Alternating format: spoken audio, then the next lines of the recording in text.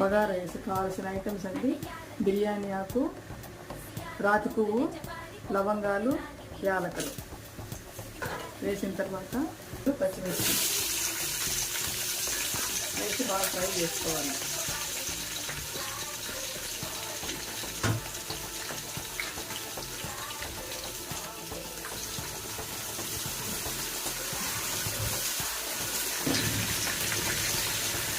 Salt 2 spoons వేసుకొని salt 2 spoons వేసి బాగా ఫ్రై చేసుకోవాలి బ్రౌన్ కలర్ వచ్చేందుకు.